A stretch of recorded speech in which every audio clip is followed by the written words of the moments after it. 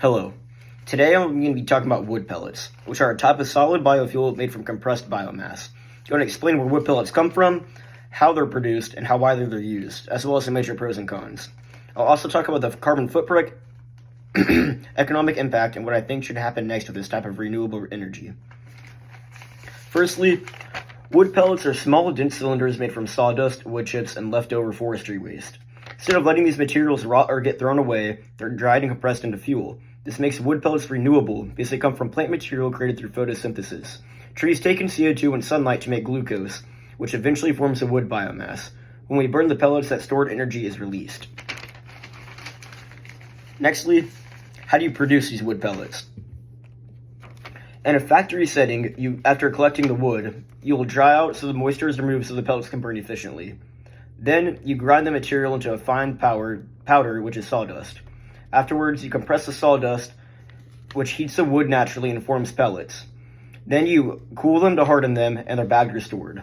And no glues or chemicals are needed in this process because the natural lignin in wood acts like glue when heated. Where are wood pellets being used? Wood pellets are not an experimental technology, as they're widely available and heavily used, especially in continents such as Europe. They're burned in residential pellet stoves, industrial boilers, and mini power plants instead of coal. Countries like the UK, Denmark, and Italy import millions of tons of pellets each year. In the US, wood pellets are mainly used just for home heating and exported internationally. For the carbon footprint, wood pellets release CO2 when burned, but theoretically the trees absorb that same CO2 during photosynthesis. So in a perfect cycle, the carbon footprint is close to neutral. However, there are complications, which would be cutting down forests adding carbon, the transportation and drying, which require energy, and forest regrowth, which takes decades, though is also not nearly as long as the process for coal to reform. So scientists debate whether pellets are really carbon neutral. These are usually better than coal, but not as clean as solar energy or wind. The economic impact: the wood pellet industry creates jobs in forestry, sawmills, pellet factories, transportation and export, and home heating businesses. Pellets are also way cheaper than heating, oil, or electricity in many regions. The U.S. exports over 7 million tons a year, so it's a major economic product, especially in the Southeast. For public communication, a lot of people focus on public messaging, on pellets being carbon neutral, pellets supporting rural jobs, and pellets being cleaner than coal. Environmental groups push back with messages about forest loss, long-term carbon debt, and wildlife habitat concerns. So public perception is mixed and communication really matters.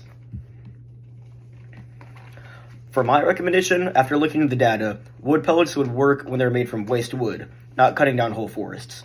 When pellets rely on leftover material, they reduce waste, so they're affordable, and they're a useful transitional fuel when we can expand to cleaner energy resources.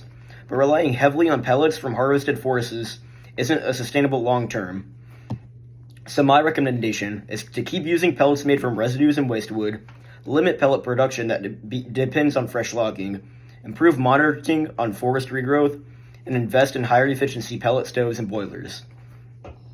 If there was no obstacle in funding, I'd have three main plans: converting old coal plants to high efficiency biomass plants that only use waste wood, creating programs that replant forests faster, and improve rail and shipping efficiency for pellet transportation, as well as developing hybrid systems that mix pellets with other clean energies and expanding public education so people can know the pros of this.